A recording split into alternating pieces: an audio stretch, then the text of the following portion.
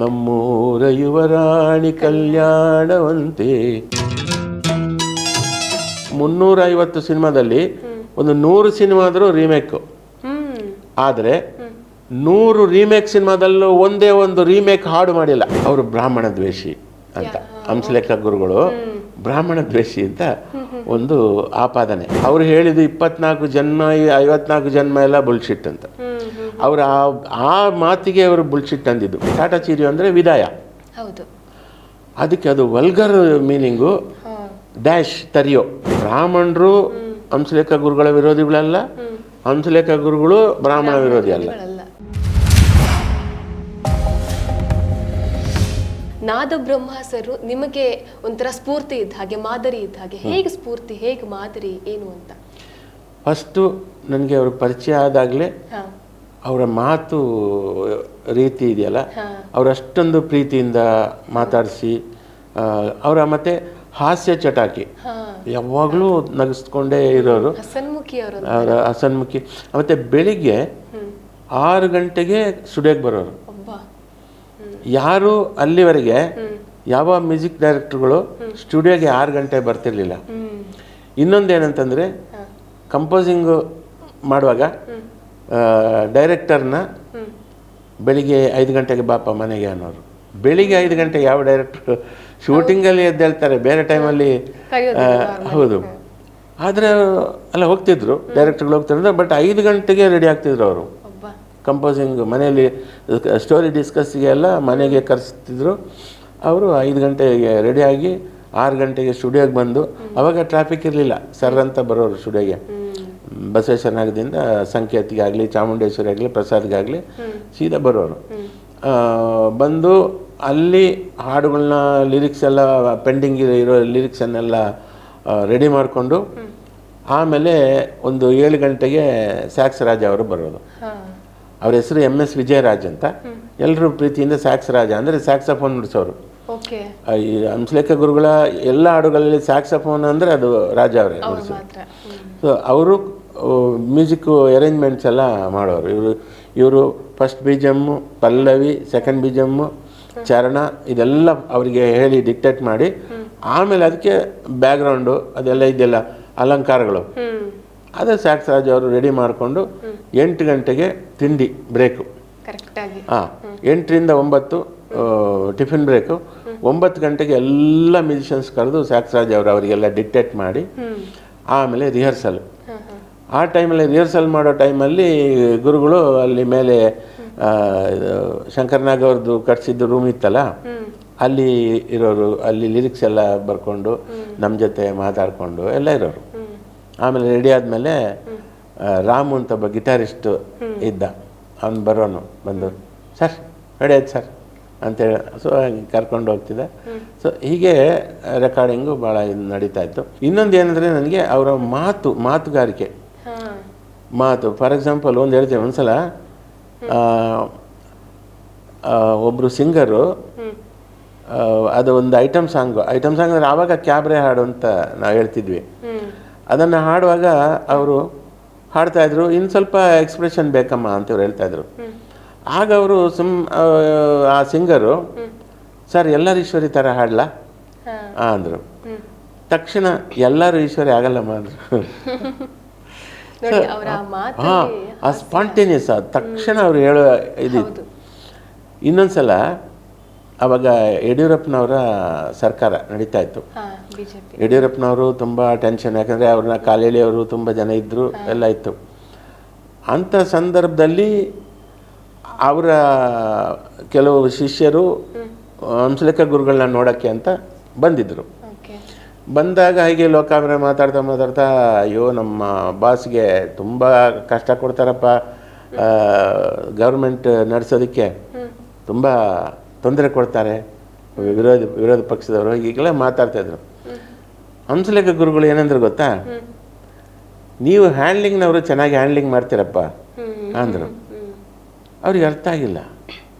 ಏನು ಸರ್ ಹಂಗಂದರೆ, ಹ್ಯಾಂಡ್ಲಿಂಗ್ನವರು ಚೆನ್ನಾಗಿ ಹ್ಯಾಂಡ್ಲಿಂಗ್ ಮಾಡ್ತೀರಿ ನೀವು ಅಂದರು. ಮತ್ತೆ ಅವರು ಸೈಲೆಂಟ್ ಆಗಿದ್ರು, ಅವ್ರಿಗೆ ಗೊತ್ತಾಗ್ತಾ ಇಲ್ಲ, ಸುಮ್ಮನೆ ನೋಡ್ತಾಯಿದ್ರು.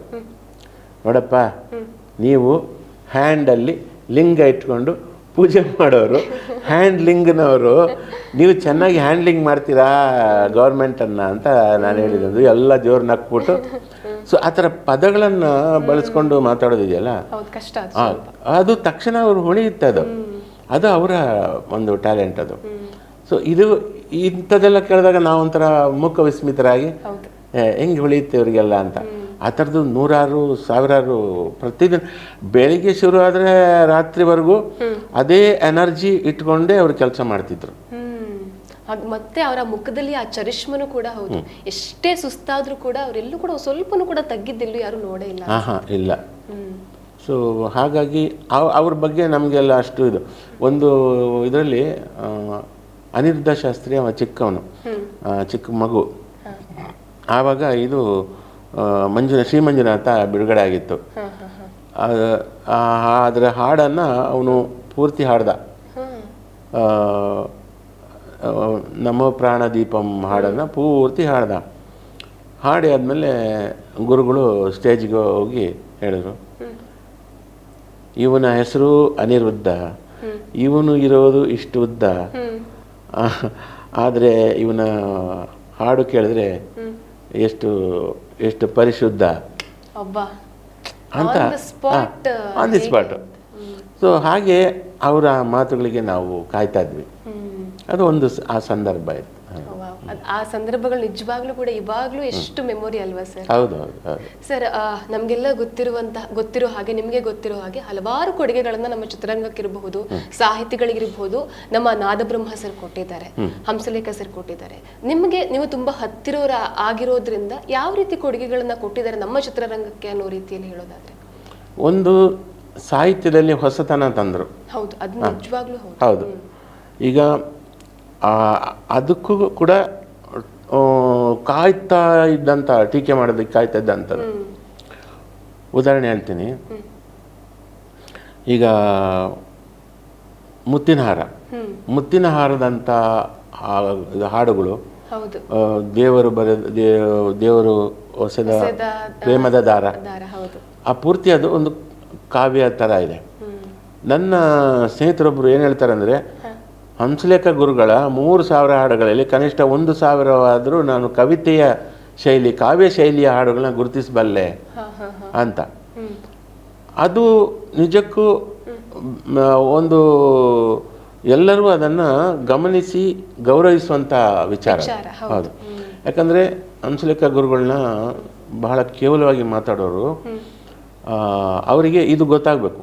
ಅವರ ಹಾಡುಗಳಲ್ಲಿ ಪೋಯಟ್ರಿ ಎಷ್ಟು ಹಾಡು. ಈಗ ಈ ಭೂಮಿ ಬಣ್ಣದ ಬುಗುರಿ, ಅದು ಆಮೇಲೆ ಎಂಥ ಹಾಡು, ಅದು ಪಠ್ಯಪುಸ್ತಕದೆಲ್ಲೋ ಬಂತದ್ದು. ಅದು ಕಾವ್ಯಾತ್ಮಕವಾದಂಥ ಹಾಡು. ಆ ಥರ ಸಾವಿರಾರು ಇದ್ದಾವೆ. ಎಲ್ಲವನ್ನು ಅನಲೈಸ್ ಮಾಡಿದಾಗಲೇ ನಿಮ್ಗೆ ಗೊತ್ತಾಗೋದು. ಯಾವುದೋ ಒಂದು ಹಾಡನ್ನ ಇಟ್ಕೊಂಡು ಟೀಕೆ ಮಾಡೋದು, ಟೀಕಾ ಪ್ರಹಾರ ಮಾಡೋದು ಬಹುಶಃ ಸರಿ ಆಗಲ್ಲ. ಅದು ಎಲ್ಲಿಂದ, ಅದೇ ನಾನು ಹೇಳಿದ್ನಲ್ಲ, ಪ್ರೇಮಲೋಕದಲ್ಲಿ ಶುರು ಆಯಿತು. ಪ್ರೇಮಲೋಕದಲ್ಲಿ ಫಸ್ಟು ಏ ಬಾಲು ಏ ಮಾಲು ಅಲ್ಲಿಂದ ಸ್ಟಾರ್ಟ್ ಆಯಿತು. ಆಮೇಲೆ ಸ್ವಲ್ಪ ದಿವಸ ಸಿಕ್ಕಲಿಲ್ಲ ಅವರಿಗೆ. ಆಮೇಲೆ ಇದು ಶುರು ಆಯಿತು. 92ರಲ್ಲಿ ಶ್ರೀರಾಮಚಂದ್ರ ಅಂತ ಒಂದು ಸಿನಿಮಾ, ರವಿಚಂದ್ರನ್ ಅವ್ರದ್ದು. ಅದರಲ್ಲಿ ಒಂದು ಹಾಡಿದೆ, ದೋಣಿ ದೋಣಿ ನನ್ನ ದೋಣಿ ಹತ್ತಿ ಕೂರೆ ಕೀರವಾಣಿ ಅಂತ. ಅದು ಕಲ್ಯಾಣರಾಮನ್ ರೀಮೇಕ್ ಸಿನಿಮಾ. ಅದರಲ್ಲಿ ಒಬ್ಬ ಪೆದ್ದ ಅವನು ಹಾಡುವಾಗಲೇ ದೋಣಿ ದೋಣಿ ನನ್ನ ದೋಣಿ ಅಂತ ಈ ಥರ ಬಾಲ್ ಅವರು ಹಲ್ಲುಬ್ಬು ಇದರಲ್ಲಿ ಶೈಲಿಯಲ್ಲಿ ಹಾಡಿದ್ರು ಅದನ್ನು. ಅದರಲ್ಲಿ ಹತ್ತಿ ಕೂರೆ ಕೀರವಾಣಿ ಅಂತ ಹಾಡಿದ್ರು. ಅದು ಆ ಪಾತ್ರ ಆ ಥರದ ಹಲ್ಲುಬ್ಬ. ಅದಕ್ಕೆ ಶುರು ಮಾಡಿದ್ರು. ಆವಾಗ ಕೀರವಾಣಿ ಪಾಪ್ಯುಲರ್ ತೆಲುಗಲ್ಲಿ. ಚಿರಂಜೀವಿ ಸಿನಿಮಾಗಳಿಗೆಲ್ಲ ಕೀರವಾಣಿ ಅವರ ಮ್ಯೂಸಿಕ್ ತುಂಬ ಪಾಪ್ಯುಲರ್. ಇವರು ಹೊಟ್ಟೆ ಉರಿಯಿಂದ ನೋಡ್ರಿ, ದೋಣಿ ದೋಣಿ ನನ್ನ ದೋಣಿ ಹತ್ತಿಕ್ಕುವೆ ಕೀರವಾಣಿ, ಹತ್ತಿಕ್ಕುವೆ ಅಂತ ಹೇಳ್ತಿದ್ದಾರೆ ಇವರು ಅಂತ ಗಲಾಟೆ ಶುರು ಮಾಡಿದ್ರು. ಬೇಕಾದ್ರೂ ತಿರುಚಬಹುದು ಅನ್ನೋದು ಇವರಿಂದ ಕಲಿಬೇಕು ಅನ್ಸುತ್ತೆ. ಯಪ್ಪ ದೇವ್ರೆ, ನಾವೆಲ್ಲ ಹತ್ತಿಕ್ಕುವೆ ಅಲ್ಲ ರೀ, ಅದು ಹತ್ತಿ ಕೂರೆ.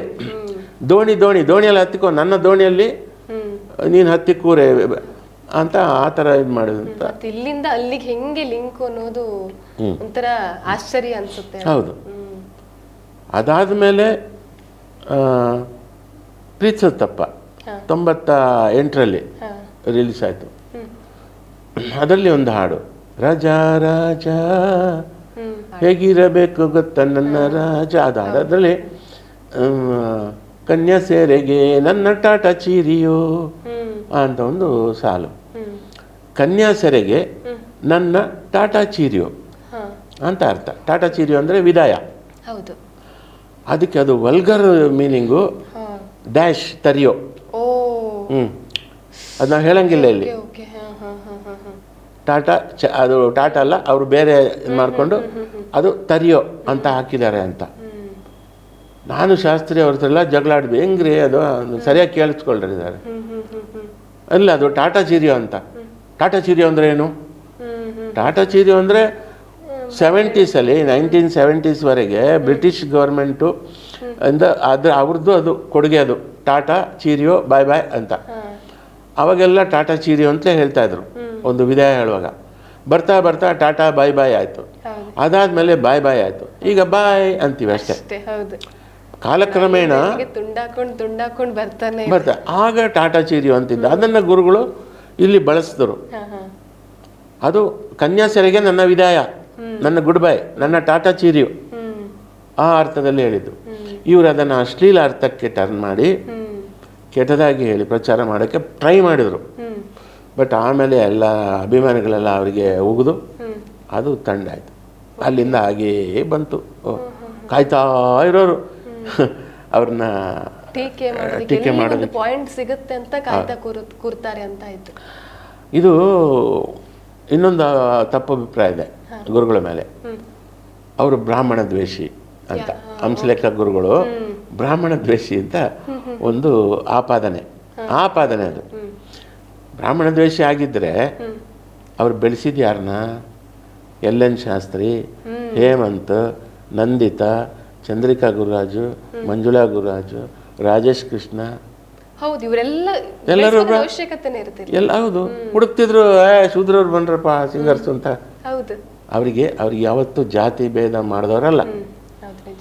ಇದಕ್ಕೆ ಕಾರಣ ಹೇಗಂತಂದ್ರೆ, ಯಾಕಾಯಿತು ಇದು ಬ್ರಾಹ್ಮಣ ದ್ವೇಷ ಅಂತ ಶುರು ಆಯಿತು?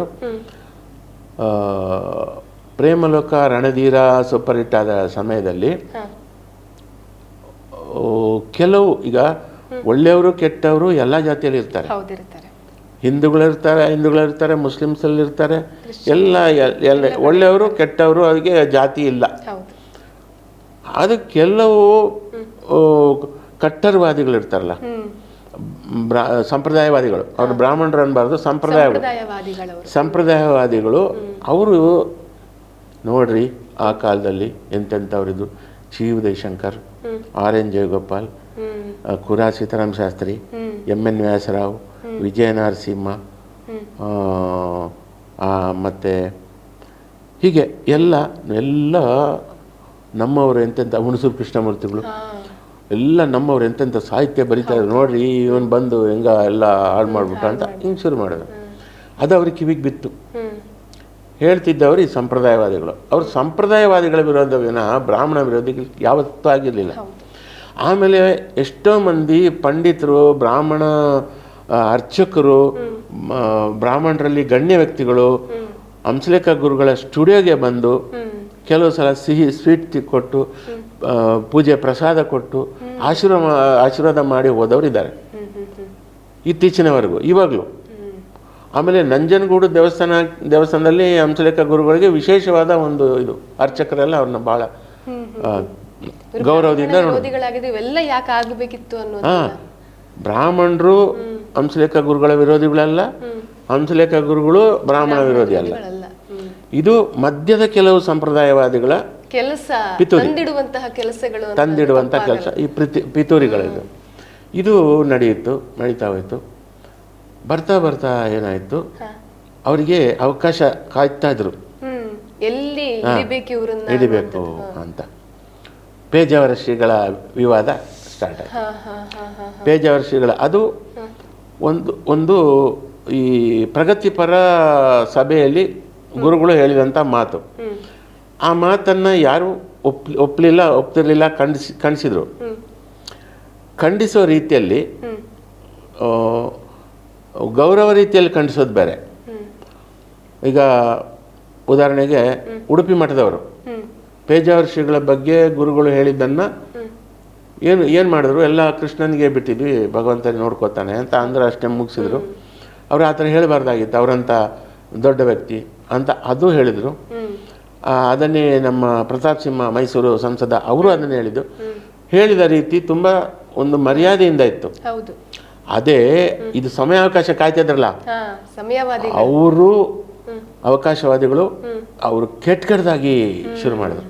ಸಿಕ್ತು ನನಗೆ ಚಾನ್ಸ್ ಅನ್ನೋ ರೀತಿಯಲ್ಲಿ ಅಂದ್ಬಿಟ್ಟು ಏಕವಚನದಿಂದ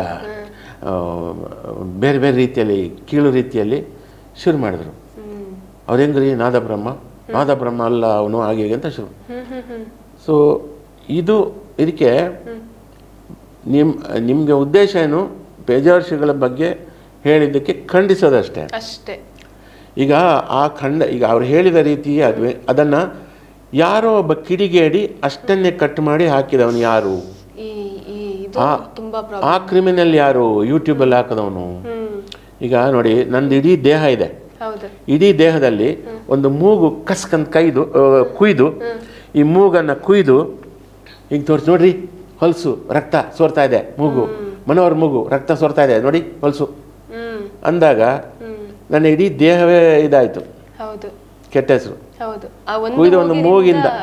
ಹಾಗೆಯೇ ಒಂದು ಅರ್ಧ ಗಂಟೆ 1 ಗಂಟೆಯ ಭಾಷಣದಲ್ಲಿ ಒಂದು ತುಣುಕು ಎತ್ತಿ ತೋರಿಸಿ ಅದನ್ನು ಯೂಟ್ಯೂಬಲ್ಲಿ ಹಾಕಿ ಇದು ಮಾಡಿದೆಯಲ್ಲ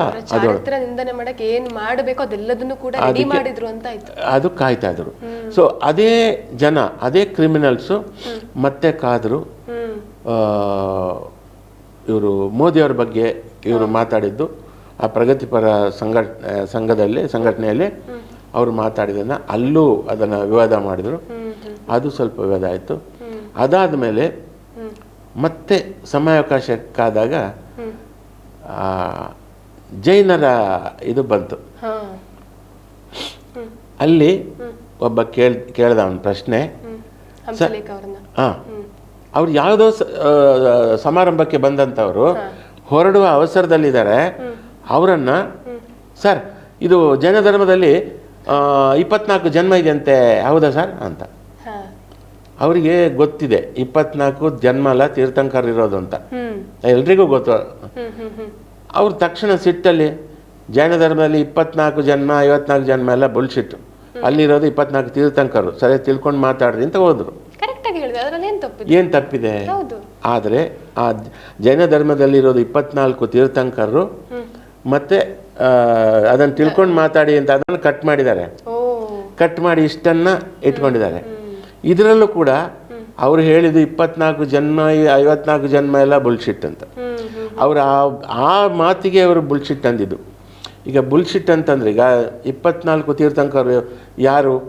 ಆದಿನಾಥ, ಅಜಿತನಾಥ, ಸಂಭವನಾಥ, ಅಭಿನಂದನನಾಥ, ಸುಮತಿನಾಥ, ಪದ್ಮಪ್ರಭ, ಸುಪಾರ್ಶ್ವನಾಥ, ಚಂದ್ರಪ್ರಭ, ಆಮೇಲೆ ಸುವಿಧಿನಾಥ, ಶೀತಲನಾಥ, ಶ್ರೇಯಾಂಸನಾಥ, ವಸುಪೂಜ್ಯ, ಆಮೇಲೆ ವಿಮಲನಾಥ, ಅನಂತನಾಥ, ಧರ್ಮನಾಥ, ಶಾಂತಿನಾಥ, ಕುಂತುನಾಥ, ಅರನಾಥ, ಮಲ್ಲಿನಾಥ, ಮುನಿಸೂರತನಾಥ, ನಮಿನಾಥ, ನೇಮಿನಾಥ, ಪಾರ್ಶ್ವನಾಥ ಮತ್ತು ಮಹಾವೀರ ಅಂದರೆ ವರ್ಧಮಾನ ಮಹಾವೀರ. ಇಷ್ಟು ತೀರ್ಥಂಕರು, 24 ತೀರ್ಥಂಕರು. ಗುರುಗಳು ಹೇಳಿದ್ದು 24 ತೀರ್ಥಂಕರರು ಅವ್ರಿಗೆ ಗೊತ್ತಿದೆ, ಆದರೆ 24 ಜನ್ಮ ಅಂತ ಅವ್ರು ಹೇಳಿದ್ದು ಅವರಿಗೆ ಈ ತಿಳ್ಕೊಳ್ಳದೆ ಮಾತಾಡ್ತಾರಲ್ಲ ಅದು ಅವರ ಸಿಟ್ಟಿಗೆ ಕಾರಣ ಅಷ್ಟೇ. ಅಲ್ಲಿ ಜೈನ ಧರ್ಮವನ್ನು ಯಾವತ್ತವರು ಆ ವಿಡಿಯೋನ ಬೇಕಾದರೆ ಜೈನ ಕಮ್ಯುನಿಟಿಯವರು 10 ಸಲ 100 ಸಲ ಬೇಕಾದ್ರೆ ತಿರುಗಿ ಮುರುಗಿ ಇದು ಮಾಡಿದ್ರು ಜೈನ ಧರ್ಮಕ್ಕೆ ಅವರು ಅವಮಾನ ಮಾಡಿಲ್ಲ. ಅವರಿಗೆ 24 ತೀರ್ಥಂಕರ ಬಗ್ಗೆ ಚೆನ್ನಾಗಿ ಗೊತ್ತಿತ್ತು. ಹಿಂದೂ ಧರ್ಮ ಥರನೇ ಪೂರ್ವಜನ್ಮ ಪುನರ್ಜನ್ಮ ಅಷ್ಟೇ ಇರೋದು. ಅದನ್ನು ಅವರು ಇವನು ಯಾವನು ತಲೆಹರಟೆ ಈ ಥರ ಬಂದು ಮಧ್ಯೆ ಇದು ಅದಕ್ಕೆ ಸಿಟ್ಟಲ್ಲಿ ಹೇಳಿದ್ರು. ಆಮೇಲೆ ಬುಲ್ಶಿಟ್ ಅಂದರೆ ಏನು? ಬುಲ್ಶಿಟ್ ಅಂದರೆ ಯಥಾರ್ಥ ತಗೊಂಡ್ರೆ ಬುಲ್ ಅಂದರೆ ಗೂಳಿ, ಗೂಳಿಯ ಹೇಲು ಬುಲ್ಶಿಟ್ ಆ ಅರ್ಥದಲ್ಲಿ. ಬುಲ್ಶಿಟ್ ಅಂದರೆ ನಾನ್ಸೆನ್ಸ್ ಅಂತ. ಅದೆಂಗೆ ನಾನ್ಸೆನ್ಸ್ ಆಗುತ್ತೆ ನೋಡಪ್ಪ, ನಮ್ಮಲ್ಲಿ ಮಂಗಳೂರು ಕಡೆ ಎಂಥ ಸಾವು ಮಾರಾಯ ಅಂತೀವಿ. ಹೌದು. ಸಾವು ಅಂದರೆ ಮರಣವ ಅಲ್ಲ, ಎಂಥ ಮರಣ ಮಾರಾಯ ಅಂತಲ್ಲ, ಎಂಥ ಸಾವು ಮಾರಾಯ ಅಂತ ಕರ್ಮ ಮಾರಾಯ ಅಂತ ನಾನ್ಸೆನ್ಸ್ ಮಾರಾಯ ಅಂತ ಅರ್ಥ. ಅಷ್ಟೇ. ಹೌದು. ಆಮೇಲೆ ಯಾರೊಬ್ಬನ ಕರೆದು ಅವ್ನು ಬರಲಿಲ್ಲ ಅಂದಾಗ ಅವ್ನು ಸಾಯ್ಲಿ ಮಾರಾಯ ನೀನು ಬಾ ಅಂತೀವಿ. ಹೌದು. ಅವ್ನು ಸಾಯ್ಲಿ ಮಾರಾಯ ಅಂತಂದ್ರೆ ಅವ್ನು ಸತ್ತೋಗ್ಲಿ ಅಂತ ಅಲ್ಲ, ಅಲ್ಲ. ಹೌದು. ಅಲ್ಲಿ ಯಥಾರ್ಥ ಅಲ್ಲ, ಅಲ್ಲಿ ಅವರು ನಾನ್ಸೆನ್ಸ್ ಅಂತ ಹೇಳಿದ್ದು. ಯಾವುದಕ್ಕೆ? ಜೈನ ಧರ್ಮದಲ್ಲಿ 24 ಜನ್ಮ, ಇವು 54 ಜನ್ಮ ಎಲ್ಲ ಬುಲ್ಶಿಟ್ಟು ಅಂದಿದ್ದು. ಅದರಲ್ಲಿ ಯಾವ ತಪ್ಪು ನನಗೆ ಕಾಣಿಸ್ಲಿಲ್ಲ. ಅಲ್ಲ, ಜೈನ ಧರ್ಮ ತಪ್ಪೇ ಇಲ್ಲ. ಜೈನ ಧರ್ಮಕ್ಕೆ ಅದು ಅವಮಾನ ಮಾಡಿದಲ್ಲ ಅವರು. ಅಲ್ಲ. ಹೌದು. ನನಗೆ ಬೇಜಾರಾಗಿದೆ ಯಾವುದಂದ್ರೆ ಅವರು ಏನೂ ತಪ್ಪು ಮಾಡದೆ ಅವ್ರು ಕ್ಷಮೆ ಕೇಳಿದ್ದು. ಯಾಕೆ ಕ್ಷಮೆ ಕೇಳಬೇಕು? ಅವರು ಇದನ್ನು ಹೇಳ್ಬೋದಾಗಿತ್ತು. ಹೌದು. ನಾನು ಹೇಳಿದ ಅರ್ಥವೇ ಬೇರೆ. ಯಾವುದೋ ಸಂದರ್ಭದಲ್ಲಿ ಬಂದು ಈ ಥರ ಕೇಳಿದಾಗ ಅದು ಹೇಗಂತಂದರೆ, ಈಗ ನೀವು ಯಾರೋ ನಿಮ್ಮ ಆತ್ಮೀಯರು ಸತ್ತೋಗಿರ್ತಾರೆ, ನೀವು ದರ್ಶನಕ್ಕೆ ಅಂತಿಮ ದರ್ಶನಕ್ಕೆ ಹೋಗಿರ್ತೀರ, ನಿಂತಿರ್ತೀರ, ಹಿಂದುಗಡೆಯಿಂದ ಯಾವನೊಬ್ಬ ಬಂದು ರೀ ಕೃಷ್ಣ ಪರಮಾತ್ಮ ಬೆಳ್ಳುಳ್ಳಿ ತಿಂತಿದ್ದಂತೆ ಹೌದಾ ಕೇಳಿದಾಗ ನಾನ್ಸೆನ್ಸ್, ಕೃಷ್ಣ ಪರಮಾತ್ಮ ಬೆಳ್ಳುಳ್ಳಿ ತಿಂತಿದ್ನ ಎಲ್ಲ ಬುಲ್ಶಿಟ್ಟು, ಅವನೇನು ತಿಂತಿದ್ನ ನನಗೇನು ಗೊತ್ತು ಅಂತ ಇದೇ ಮಾತು ಹೇಳ್ತೀವಿ ನಾವು ಅಲ್ವಾ? ಇದು ಏನು ಬಹುಶಃ ಜಾಸ್ತಿ ಏನೋ ಹೇಳ್ತಿದ್ವಿ, ಅವರಾದ್ರೆ ಅಷ್ಟೇ ಹೇಳಿ ಕಳಿಸಿದ್ದಾರೆ ಪಾಪ. ಇವ್ರು ಏನು ಮಾಡ್ತಾರೆ ಆಗ, ಕೃಷ್ಣ ಪರಮಾತ್ಮ ಬೆಳ್ಳುಳ್ಳಿ ತಿಂತಿದ್ದ ಬುಲ್ಶಿಟ್ ಇಷ್ಟನ್ನ ಎಡಿಟ್ ಮಾಡಿ ಯೂಟ್ಯೂಬಿಗೆ ಬಿಟ್ಟು ಗಲಾಟೆ ಮಾಡ್ತಾರೆ. ಅದನ್ನೇ ಈ ಜೈನ ಧರ್ಮದ ಬಗ್ಗೆ ಅವ್ರು ಹೇಳಿದನ್ನ ಕಾಂಟ್ರವರ್ಸಿ ಮಾಡಕ್ಕೆ ಅಷ್ಟು ನೋಡಿ. ಇಲ್ಲಿ ಅವರ ಬೇಳೆನ ಎಷ್ಟು ಬೇಯಿಸ್ಕೋಬೇಕು, ಅವರ ಹೆಸರನ್ನ ಯೂಸ್ ಮಾಡ್ಕೊಂಡು ಅಷ್ಟು ಬೇಳೆನ ಬೇಯಿಸ್ಕೊಂಡ್ಬಿಟ್ರು ಅಂತ ಆಯ್ತು ಅಲ್ವಾ? ಹೌದು. ಇದಕ್ಕೆಲ್ಲ ಕಾರಣ ಒಂದು ಅಸೂಯೆ. ಆಮೇಲೆ ಒಬ್ಬ ವ್ಯಕ್ತಿ ಇವತ್ತು ಯೂಟ್ಯೂಬಲ್ಲಿ ಏನಾಗಿದೆ ಅಂದರೆ, ಏನೂ ಗೊತ್ತಿಲ್ಲದವನು, ಅವನಿಗೆ ಇತಿಹಾಸ ಗೊತ್ತಾಗೋದು ಬೇಡ, ಅವನಿಗೆ ಏನೂ ಗೊತ್ತಾಗೋದು ಬೇಡ, ಆದರೆ ಯಾರನ್ನಾದರೂ ಅಟ್ಯಾಕ್ ಮಾಡಬೇಕು, ನಾನು ಮಿಂಚಬೇಕು, ನಾನಿಲ್ಲಿ ಮೈಲೇಜ್ ತಗೋಬೇಕು, ಆ ಒಂದು ಧೋರಣೆ ಇಲ್ಲಿ ಇವತ್ತು ಜಾಸ್ತಿ ಆಗಿದೆ. ಬೇರೆಯವ್ರು ಬೇಕಾದ್ರೆ ತುಳಿಯೋದಾದ್ರೂ ಪರವಾಗಿಲ್ಲ, ನಾನು ಎದ್ದೇಳಬೇಕು ಅನ್ನುವಂತಹ ಮನಸ್ಥಿತಿ ಈಗ ಅಂತ ಆಯ್ತು. ನನಗೆ ಬೇಕು, ನನಗೆ ಒಂದು ನಾನು ದೊಡ್ಡ ಜನ, ನಾನೆಲ್ಲರೂ ಕೇಳ್ತೀನಿ, ನಾನೆಲ್ಲರೂ ಬೈತೀನಿ ಅಂತ. ಇವತ್ತು ಹೆಣ್ಣುಮಕ್ಕಳು ಪಾಪ ರಶ್ಮಿಕಾ ಮಂದಣ್ಣ ಇರ್ಬೋದು, ಇನ್ನೊಬ್ರು ಇರ್ಬೋದು, ಫೇಸ್ಬುಕ್ಕಿಗೆ ಬಂದ ತಕ್ಷಣ ಶುರು ಅವಲ್ಲಿ ಕಮೆಂಟ್ಗಳು, ಅಶ್ಲೀಲ ಕಮೆಂಟ್ಗಳು. ಯಾಕೆ ಹೆಣ್ಮಕ್ಳನ್ನ ಅಟ್ಯಾಕ್ ಮಾಡ್ತಾರೆ? ಅಲ್ಲಿ ಒಂದು ಮೈಲೇಜ್ ತಗೊಳ್ಳೋದು. ಬೇರೆ ಚಾನ್ಸ್ ಇಲ್ಲ ಅವರಿಗೆ. ಒಂದು ಒಳ್ಳೆ ಹೆಸರು ಮಾಡಿ, ಒಂದು ಒಳ್ಳೆ ಕಲೆಯಿಂದ ಹೆಸರು ಮಾಡೋ ಯೋಗ್ಯತೆ ಇಲ್ಲ. ಅದ್ರ ಬದಲು ಇದು ಈ ರೀತಿಯಲ್ಲಿ ಹೋಗುವಂತಹ ಇದು. ಹಾಗೆಯೇ ಹಂಸಲೇಖ ಗುರುಗಳಿಗೆ ಆಮೇಲೆ ಇನ್ನೊಂದು ವಿಚಾರ ಬರುತ್ತೆ, ನಾದ ಬ್ರಹ್ಮ ಅವರಿಗೆ. ನಾದ ಬ್ರಹ್ಮ ಇದು ಹೆಂಗೆ ಅಂತ, ನಾದ ಅಂದ್ರೆ ಏನು? ಸಂಗೀತದ ಶಬ್ದ. ಈಗ ಶಬ್ದ, ಮಾಮೂಲಿ ಶಬ್ದಕ್ಕೂ ಸಂಗೀತದ ಶಬ್ದಕ್ಕೂ ತುಂಬಾ ವ್ಯತ್ಯಾಸ. ಒಂದು ಸೌಂಡು, ಇನ್ನೊಂದು ಮ್ಯೂಸಿಕಲ್ ಸೌಂಡು. ಮ್ಯೂಸಿಕಲ್ ಸೌಂಡು ನಾದ. ಈಗ ಘಟಂ ವಾದಕರು ಅಂಗಡಿಗೆ ಹೋಗ್ತಾರೆ, ಮಡಿಕೆ ಪರ್ಚೇಸ್ ಮಾಡ್ತಾರೆ, ಪರ್ಚೇಸ್ ಮಾಡಿ ಅದನ್ನು ಹೊಡಿತಾರೆ, ಟಂಗ್ ಟಂಗ್ ಟಂಗ್ ಟಂಗ್, ಇದು ಒಳ್ಳೆ ನಾದ ಇದೆ ಇದರಲ್ಲಿ ಅಂದರೆ ಮ್ಯೂಸಿಕಲ್ ಸೌಂಡ್ ಅಂತ ನಾದ. ಒಂದು ಟ್ರೆಂಡನ್ನೇ ಚೇಂಜ್ ಮಾಡಿದಂಥವ್ರು ಹಂಸಲೇಖ ಗುರುಗಳು, ಒಂದು ನಾದವನ್ನೇ ಚೇಂಜ್ ಮಾಡಿದಂಥವ್ರು. ಬ್ರಹ್ಮ ಅಂದರೆ ಸೃಷ್ಟಿಕರ್ತ. ಒಂದು ಸಂಗೀತದ ಸೌಂಡನ್ನೇ ಚೇಂಜ್ ಮಾಡಿದಂಥ ಸೃಷ್ಟಿಕರ್ತನ ನಾದ ಬ್ರಹ್ಮ ಅಂತ ಹೇಳೋದ್ರಲ್ಲಿ ಏನು ತಪ್ಪಿದೆ? ಅದು ಅವರಿಗೆ ಅಭಿಮಾನಿಗಳು ಕೊಟ್ಟ ಬಿರುದು, ಅವ್ರು ಇಟ್ಕೊಂಡಿದ್ದಲ್ಲ. ಅವ್ರು ಯಾವ ಬಿರುದಿಗೂ ಆಸೆ ಪಟ್ಟವರಲ್ಲ, ಯಾವುದನ್ನು ಕ್ಯಾರ್ ಮಾಡಿದಂಥವ್ರಲ್ಲ. ತಮ್ಮ ಪಾಡಿಗೆ ತನ್ನ ಗುರಿ, ನಾನು ಇಂಥ ಕೆಲಸ ಮಾಡಬೇಕು, ಕನ್ನಡಿಗರಿಗೆ ಕೆಲಸ ಕೊಡಿಸ್ಬೇಕು, ಅದನ್ನು ಸಾಧಿಸಿ ತೋರಿಸಿದಂಥವ್ರು. ಆಮೇಲೆ ಒಂದು ಶೈಲಿನ, ಆಮೇಲೆ ಅವರು ಕಂಪೋಸಿಂಗ್ ಕೂತ್ಕೊಳ್ತಾ ಇದ್ದಾಗ ಎದುರುಗಡೆ ಇರುವ ನಿರ್ದೇಶಕರೆಲ್ಲ ಹೀಗೆ ಕೈ ಕಟ್ಕೊಂಡು ಒಂಥರ ತನ್ಮಯ ತಂದೆ, ಸಾರ್ ಏನು ಹೇಳ್ತಾರೆ, ಸಾರ್ ಏನು ಐಡಿಯಾ ಕೊಡ್ತಾರೆ, ಕಾಯ್ತಾ ಇರ್ತಿದ್ರು. ಪ್ರತಿಯೊಂದು ಐಡಿಯಾವು ಅಷ್ಟೊಂದು ಡಿಫ್ರೆಂಟ್ ಆಗಿ ವೆರೈಟಿ ಆಗಿರ್ತಿತ್ತು ಕೂಡ. ಹೌದು. ಇದು ನಿರ್ದೇಶಕ ಅಲ್ಲಿ ಬಂದು ಕತೆ ಹೇಳ್ತಾ ಇದ್ದಾಗ ಎಲ್ಲ ನೋಟ್ ಮಾಡಿಕೊಂಡು, ಅಲ್ಲಪ್ಪ ಆ ಸೀನ್ ಹಳೇದಾಯ್ತು, ವಸ್ತು ಏನಾರು ಮಾಡು, ಈ ಥರ ಮಾಡು, ಆ ಥರ ಮಾಡು ಅಂತ ಎಷ್ಟೋ ನಿರ್ದೇಶಕರನ್ನ ತಯಾರು ಮಾಡಿ ಕಳಿಸಿದಂಥವ್ರು. ಇದು ಇವರಿಗೆಲ್ಲ ಗೊತ್ತಾ? ಇವ್ರಿಗೆ ಗೊತ್ತಿಲ್ಲ. ನಾವು ಕಣ್ಣಾರೆ ನೋಡಿದಂಥವ್ರು, ನಾನು, ಶಾಸ್ತ್ರಿ, ಕಲ್ಯಾಣ, ನಾವೆಲ್ಲ ಅಲ್ಲಿ ಪ್ರತ್ಯಕ್ಷವಾಗಿ ನೋಡಿದಂಥದ್ದು, ನಿರ್ದೇಶಕರನ್ನ ಅವರು ತಯಾರು ಮಾಡಿದ ರೀತಿ, ಆಮೇಲೆ ಕಥೆಯನ್ನು ಅವರು ಇಂಪ್ರೂವೈಸ್ ಮಾಡ್ತಿದ್ದ ರೀತಿ, ಇದೆಲ್ಲ. ಇನ್ನು ಕೆಲವು ಅವರಿಗೆ ಅವ್ರ ಮೇಲೆ ಒಂದು ಆಪಾದನೆ, ಅವರು ಈ ಗಲಾಟೆಗಳಾದಾಗ, ಈ ಪೇಜಾವರ ಶ್ರೀಗಳ ಗಲಾಟೆ ಆದಾಗ ಒಂದಷ್ಟು ಹುಳಗಳು, ಈ ವಾಸನೆ ಹುಳಗಳು ಇದ್ದಾಗೆ ಯೂಟ್ಯೂಬಲ್ಲಿ ಬಂತು. ಹೇ ಅವರೆಲ್ಲ ಕಾಪಿ ಮಾಡ್ತಿದ್ದಾರೆ, ಕದ್ದಿದ ಹಾಡು ಹಾಗೆ ಅಂತ. 3,000 ಹಾಡಲ್ಲಿ ಇವರೆಲ್ಲ ಜಾಲಾಡಿ ಇವರಿಗೆ ಸಿಕ್ಕಿದ 20 ಹಾಡು. ಕಾರಣ ಯಾರು? ಹಂಸಲೇಖ ಸರ್ 100 ರೀಮೇಕ್ ಸಿನಿಮಾಗಳು ಮಾಡಿದ್ದಾರೆ, 100. ಇದು ರಾಮಾಚಾರಿ ಇರ್ಬೋದು, ಹಳ್ಳಿಮೇಷ್ ಇರ್ಬೋದು, ಈ ಥರ 100, ಅಂದರೆ 350 ಸಿನಿಮಾದಲ್ಲಿ ಒಂದು 100 ಸಿನಿಮಾ ಆದರೂ ರೀಮೇಕು. ಆದರೆ 100 ರೀಮೇಕ್ ಸಿನಿಮಾದಲ್ಲೂ ಒಂದೇ ಒಂದು ರೀಮೇಕ್ ಹಾಡು ಮಾಡಿಲ್ಲ. ಇಳಯರಾಜ ಅವರು ಮಾಡಿದ್ದು ಹಾಡುಗಳೆಲ್ಲ ಅದನ್ನೆಲ್ಲ ಇವರು ಬೇರೆನೇ ರೀತಿಯಲ್ಲಿ ಮಾಡಿ ಅದಕ್ಕಿಂತ ಚೆನ್ನಾಗಿ ಮಾಡಿ ಗೆದ್ದವರು. ಉದಾಹರಣೆಗೆ ರಾಮಾಚಾರಿ, ಆಕಾಶದಲ್ಲಿ ಯಾರೋ ಮಾಯಗಾರರು, ಆ ಹಾಡು ಸೂಪರ್ ಹಿಟ್ಟು. ಆಮೇಲೆ ಯಾರಿವಳು ಸೂಜಿ ಮಲ್ಲೆ ಕಣ್ಣವಳು, ಅದರದ್ದು ಎಲ್ಲ ಹಾಡು, ರಾಮಾಚಾರಿ ಎಲ್ಲ ಹಾಡುಗಳು, ನಮ್ಮೂರ ಯುವರಾಣಿ ಕಲ್ಯಾಣವಂತೆ, ಅದು ಹಾಡು, ಎಲ್ಲ ಹಾಡುಗಳು ಸೂಪರ್ ಹಿಟ್ಟು. ತಮಿಳು ಚಿನ್ನ ತಂಬಿ ಹಾಡುಗಳು ಹಿಟ್ಟಾದರೂ ಅದನ್ನು ಮೀರಿಸಿ ಇದು ಹಿಟ್ ಮಾಡಿಸ್ಕೊಂಡು, ಒಂದು ಟ್ಯೂನ್ ಕೂಡ ತಮಿಳ್ದು ಕಾಪಿ ಮಾಡಿಲ್ಲ. ಹಳ್ಳಿಮೇಷು ಒಂದು ಟ್ಯೂನ್ ಕೂಡ ತಮಿಳ್ದು ಕಾಪಿ ಮಾಡಿಲ್ಲ. ಆ ಥರ 100 ಸಿನಿಮಾದಲ್ಲಿ ಪ್ರತಿ ಸಿನಿಮಾದಲ್ಲೂ ಇವ್ರದೇ ಸ್ವಂತ ಟ್ಯೂನನ್ನು ಅವ್ರು ಕೊಟ್ಟಂಥವ್ರು, ಕೊಟ್ಟು ಗೆದ್ದಂಥವ್ರು. ಬರೀ ಕೊಟ್ಟಿದ್ದಷ್ಟೆಲ್ಲ ಗೆದ್ದವರು ಹಾಡುಗಳೆಲ್ಲ. ಹಾಂ, ಇನ್ನು ಕಾಪಿ ಮಾಡೋದು. ಹೌದು, ನಿಮ್ಗೆ 20 ಹಾಡುಗಳು ಇವ್ರಿಗೆ ಸಿಕ್ಕಿದೆ. ಕಾರಣ ಹೇಳ್ತೀನಿ. ಸಾಂಗ್ಲಿಯಾನ, ಎಸ್ ಪಿ ಸಾಂಗ್ಲಿಯಾನ ಅಂತ ಸಿನಿಮಾ, ಅದು ನಂಜುಂಡಪ್ಪ ನಿರ್ದೇಶಕ. ಅವ್ರದ್ದು 3ನೇ ಸಿನಿಮಾ, ಅದು ಕೊನೆ ಸಿನಿಮಾ. ಅದಾದಮೇಲೆ ಅವ್ರು ತೀರ್ಕೊಂಡ್ರು ಹಾರ್ಟ್ ಅಟ್ಯಾಕ್ ಆಗಿ. ನಾನು ಫಸ್ಟ್ ಸಾಂಗ್ಲಿಯಾನದಲ್ಲಿ ಕಂಪೋಸಿಂಗಲ್ಲಿ ನಾನಿರಲಿಲ್ಲ, ಸೆಕೆಂಡಲ್ಲಿದ್ದೆ, ಎಸ್ ಪಿ ಸಾಂಗ್ಲಿಯಾನ ಕಂಪೋಸಿಂಗಲ್ಲಿದ್ದೆ. ಅದೆಲ್ಲ ನಡೀತಿದ್ದು ಸಂಕೇತಲ್ಲಿ. ಶಂಕರ್ನಾಗ್ ಕಟ್ಟಿಕೊಟ್ಟಂಥ ಕಂಪೋಸಿಂಗ್ ರೂಮ್ ಇತ್ತಲ್ಲ, ಅಲ್ಲಿ ಆಗ್ತಾ ಇತ್ತು. ಸಂಕೇತ ಅನ್ನುವಂತಹ ಅದೊಂದು ಸ್ಟುಡಿಯೋ ಎಷ್ಟು ಜನರನ್ನ ಹುಟ್ಟು ಹಾಕಿದೆ ಅಂತ. ಅಲ್ಲಿ ತುಂಬ ಸಿನಿಮಾಗಳು, ನಿರ್ಮಾಪಕರು, ನಿರ್ದೇಶಕರು ಎಲ್ಲ ಬೆಳೆದಂಥ ಸ್ಟುಡಿಯೋ ಅದು. ಅಲ್ಲಿ ನಂಜುಂಡಪ್ಪ ಎಲ್ಲ ಸಾಂಗು ಕಂಪೋಸಿಂಗ್ ಆಯಿತು. ಸರ್, ನನಗೊಂದು ತಮಿಳು ಹಾಡು ತುಂಬ ಇಷ್ಟ ಸರ್. ಯಾವುದೇ ಅಂತ, நான் காற்று வாங்க போனேன், ஒரு கவிதை வாங்கி வந்தேன், ಅದು ಕೇಟ್ಟು ವಾಂಗ ಪೋನ ಅಂದ ಕನ್ನಿ ಎನ್ನ ಆನಾಳ್ ಅಂತ ಒಂದು ಸಾಂಗ್ ಇದೆ. ಕಲಂಗರಿ ಬೆಳಕು ಸಿನಿಮಾದ್ದು, MS ವಿಶ್ವನಾಥನ್. ಈ ಹಾಡು ನನಗೆ ಇಷ್ಟ ಸರ್. ಏಯ್, ನಿನಗೆ ಒಳ್ಳೊಳ್ಳೆ ಸಾಂಗ್ ಕೊಟ್ಟು ಒರಿಜಿನಲ್ ಸಾಂಗ್ ಕೊಟ್ಟಿಲ್ಲ, ಇದೇನು ಕಾಪಿ ಮಾಡಬೇಕು ಸರ್ ನನಗೋಸ್ಕರ ಅಂತ. ಆಗ ಅವರು ಕಾಡ ನೋಡ ಹೋದೆ ಕವಿತೆಯೊಡನೆ ಬಂದೆ ಅಂತ ಒಂದು ಹಾಡು ಮಾಡಿದ್ರು.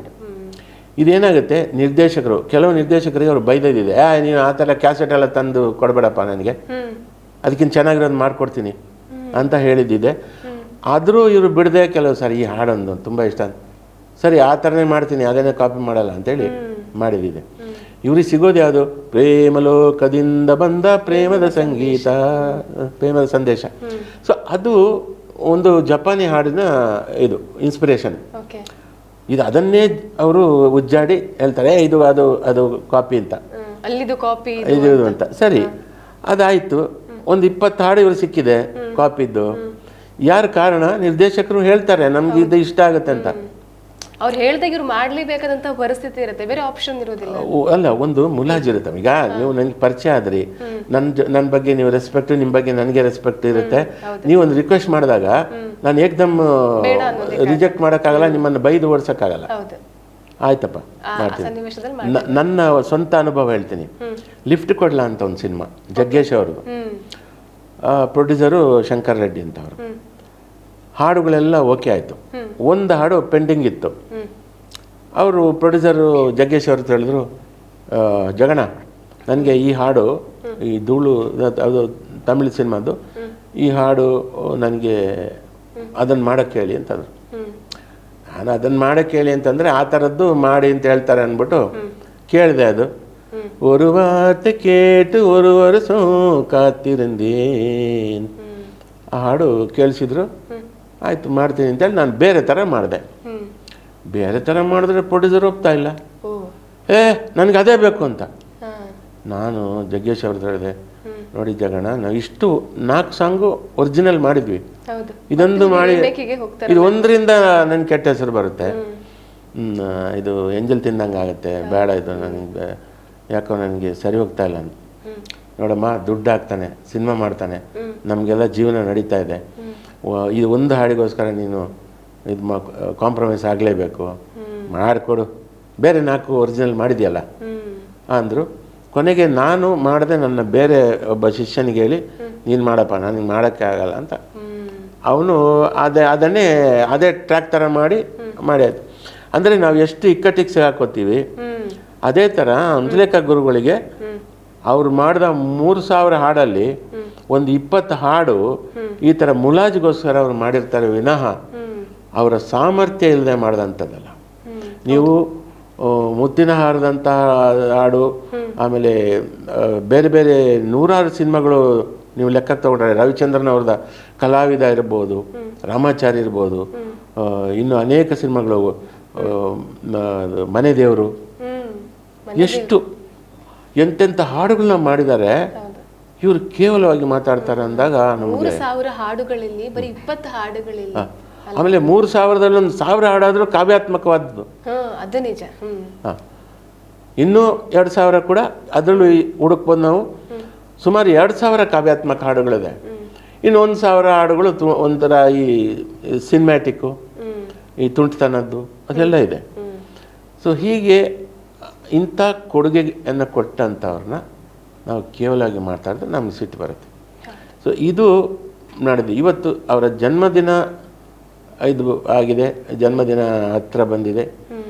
ನಾವು ಅವ್ರನ್ನ ಎಷ್ಟು ನಾವು ಕೊಂಡಾಡಿದ್ರು, ಅವ್ರನ್ನ ನೆನೆಸ್ಕೊಂಡ್ರು ಸಾಲದು. ಹೌದು, ಚಿತ್ರರಂಗ, ಇಡೀ ಚಿತ್ರರಂಗ, ಜೊತೆಗೆ ಚಿತ್ರರಂಗವನ್ನ ಪ್ರೀತಿಸುವಂತಹ ಎಲ್ಲ ವೀಕ್ಷಕರು ಕೂಡ ಅವ್ರನ್ನ ಕೊಂಡಾಡ್ಲೇಬೇಕಾಗ. ಹೌದು, ಜೊತೆಗೆ ಚಿತ್ರರಂಗದಲ್ಲಿ ಎಲ್ಲ ಮ್ಯೂಸಿಷಿಯನ್ಸು ನೆಲೆ ನಿಂತು, ಬೆಂಗಳೂರಿನಲ್ಲಿ ಕನ್ನಡದ ವಾದ್ಯಗಾರರು ಇಲ್ಲೇ ನೆಲೆ ನಿಂತು ನುಡಿಸೋ ಥರ ಆಗಿ, ಸಿನಿಮಾಗಳೇ ನುಡಿಸೋ ಥರ ಆಗಿ ಅಂತ ಒಂದು ವಾತಾವರಣವನ್ನು ಅವರು ನಿರ್ಮಾಣ ಮಾಡಿ ಎಲ್ಲರಿಗೂ ಕೆಲಸ ಸಿಗೋ ಥರ ಮಾಡಿದಾರಲ್ಲ, ಅದು ನಿಜಕ್ಕೂ. ಗಂಜಿ ತಿನ್ನುವಂತಹ ಸಂದರ್ಭದಲ್ಲೇ ಇಲ್ಲ, ನೀನು ಇಲ್ಲಿ ಊಟ ಮಾಡಬಹುದು ಬಾ ಅಂತ ಕರ್ಸ್ಕೊಂಡು ಬಂದು. ಹೌದು ಹೌದು ಅಲ್ವಾ? ಹೌದು ಹೌದು.